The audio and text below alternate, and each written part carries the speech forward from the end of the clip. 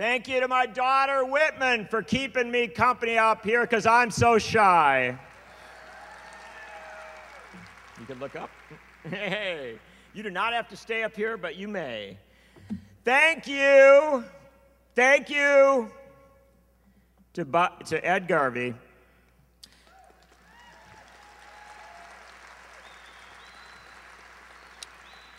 Who even now, at this point when everything has been said, but not everyone has said it yet, has still not been properly introduced.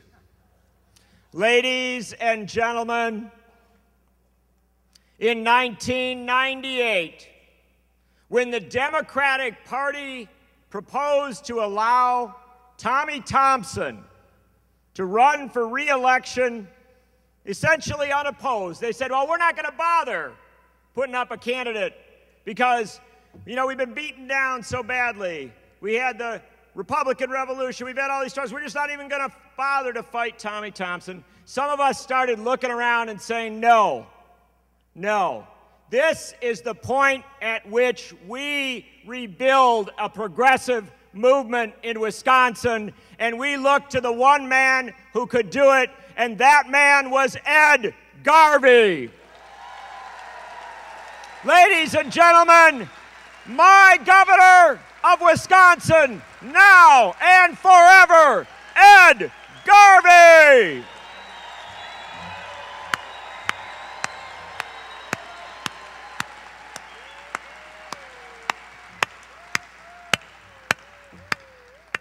Now, I do not usually take issue with my fellow speakers, but I was deeply, deeply disappointed by the remarks of Bernie Sanders. I was shocked when he said, Wisconsin is my second favorite state. Let me tell you that from the podium of Bobfest, there is only one favorite state.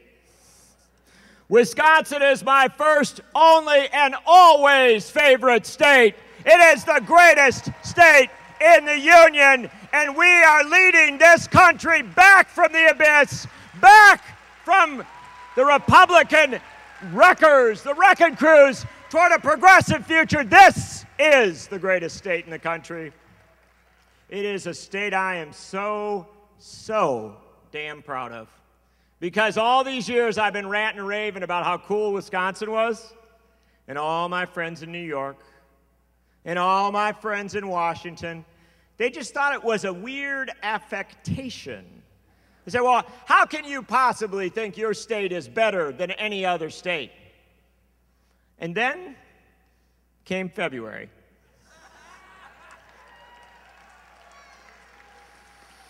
And every single one of them called me or emailed me or dropped me a note and said, okay, now I get it.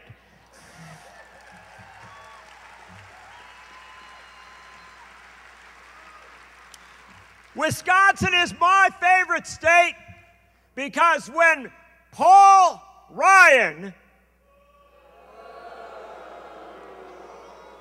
oh my goodness, you can do better than that. When Paul Ryan, that's about right. When Paul Ryan went to Wall Street and said, I got a little plan. Here's what we're going to do. We're going to voucherize Medicare. We're going to turn it into a voucher program, and we're going to put all that Medicare money into the insurance industry. We're going to have people start buying from the insurance industry. And Wall Street said, oh, we like that very much. And he said to the Wall Street speculators, oh, I got an idea for you. How about Social Security? Why don't we privatize Social Security? We'll let them invest in the stock market because the stock market's such a stable place to put your retirement money. Oh, and the Wall Streeters loved it. And so too did the Republican House of Representatives. They passed Paul Ryan's budget. And even the Democrats were starting to say, ooh, maybe we're going to have to put Social Security on the table. And then Paul Ryan, he came home to do his victory lap. I'm so popular, I'm on Face the Nation and Meet the Press. I guess I'll go back and spend a couple minutes with the people of Kenosha and Janesville and Racine. I don't have a lot of time for them. I've got a camera crew waiting, but maybe I'll give them a couple minutes. I'm going to do a tour this spring of all the town halls of Wisconsin, southeastern Wisconsin. Going through, going to visit my constituents. I will do the royal tour. Oh, and my goodness. He got there to Kenosha, Wisconsin, and he walked into that Gateway Technical College. There wasn't 5 people there. There wasn't 10, there wasn't 100. There was 500 people there.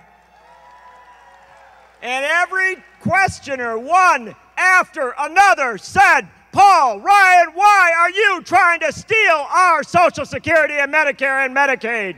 Why? Why? Why? Who do you serve? Do you serve Wall Street or do you serve Kenosha? Do you serve the speculators or do you serve Wisconsin? And you know what? My friend Ed Schultz,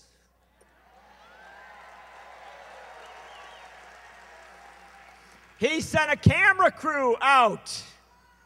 And that night he started his show with 20 minutes on Paul Ryan and what the people in Kenosha were saying. And suddenly, the Democrats in Washington said, well, maybe we better not take Social Security off the table. We better put it on the table. Maybe we better protect Social Security, Medicare, and Medicaid. That debate started to turn, and that debate started to turn because the greatest state in the Union stood up to the worst congressman in Washington.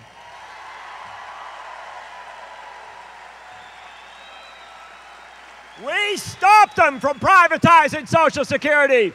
We stopped them from going after our Medicare. Oh, and I am not making any partisan statements today, but I note that my friend Rob Zerban, who's running against Paul Ryan, is standing right here at Bobfest.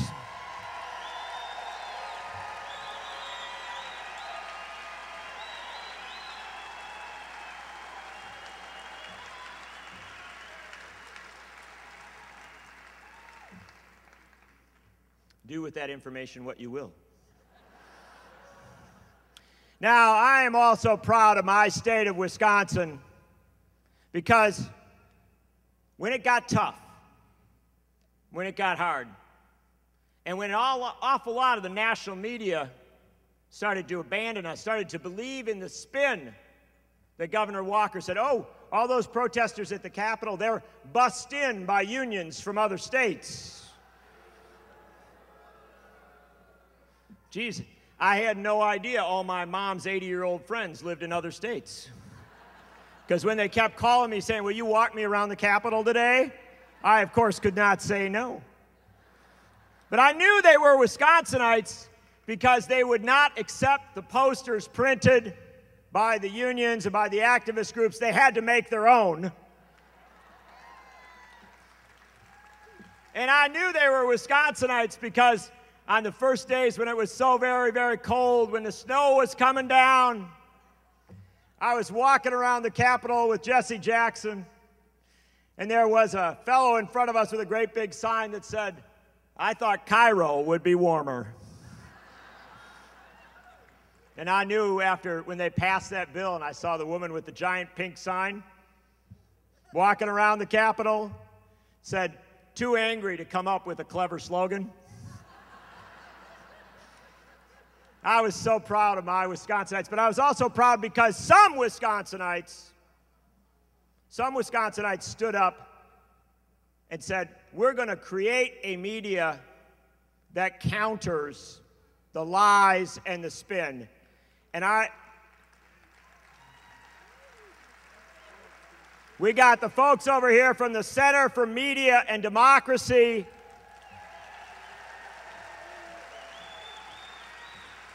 They blogged every single day, everything that was happening, and then they turned around and they said, we are going to take on the corporate conspiracy of the American Legislative Exchange Council. We are going to expose ALEC and the corporate lobbyists and CEOs who are forcing these anti-labor laws on us. They created ALEC Exposed, and it has become a national phenomenon.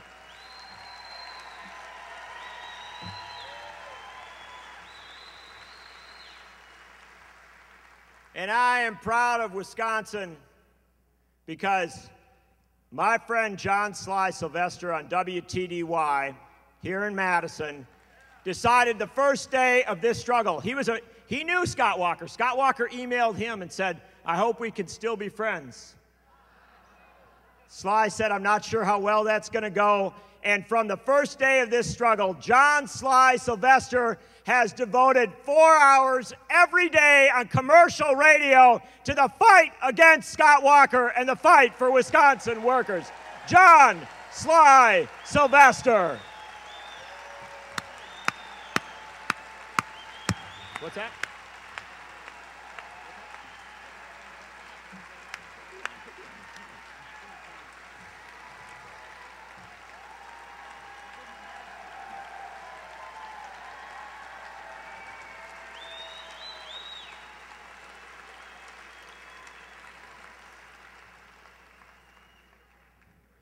But I am proudest of Wisconsin.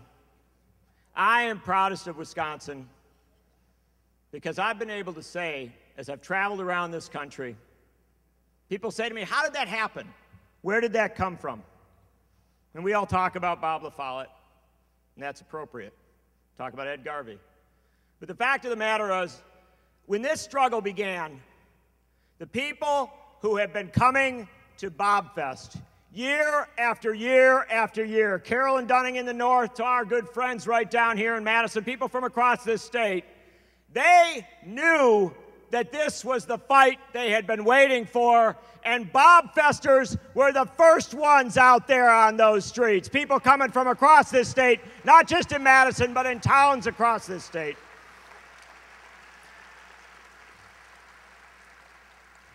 And I want to just conclude with a notion here. People ask me all the time, are we going to be able to recall Scott Walker? And it's an interesting question because it's like saying, will the sun rise tomorrow morning? Will the Green Bay Packers win the Super Bowl again? Will Michelle Bachmann say something stupid?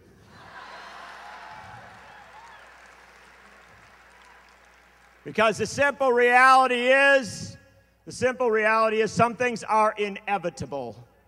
And the recall of Scott Walker is inevitable.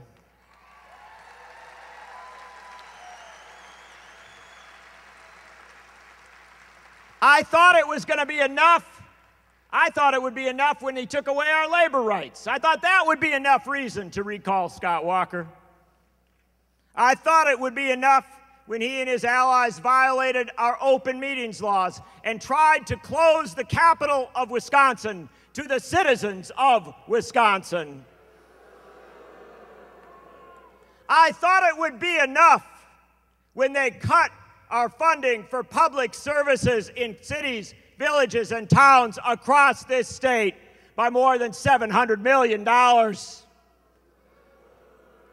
thought it would be enough when they cut education by $900 million. I thought it was enough when they passed a voter ID law that was not a voter ID law, but that because of its fee for an identification card is a poll tax, just like in the segregated South. I thought all of that was enough, and I'm quite sure it is. But I know Wisconsin, and I know when the FBI shows up with a battering ram at the front door of your top political appointee in the Department of Administration and goes into that house and takes out boxes of secret papers and then goes and gets the computer hard drive from your computer. And when it turns out that is not the first aide to Scott Walker, whose computer has been seized, it is not the second aide to Scott Walker. This is the third aide to Scott Walker, who is under investigation for a criminal conspiracy to use a public office for political purposes. My friends, that is the point at which a state like Wisconsin says, you are no longer going to be the governor, Scott Walker. You are going to be recalled. Recalled. Recalled. Scott Walker, your pink slip is coming. Recall. Recall. Recall. Solidarity! Solidarity! Solidarity! Stay strong! Thank you!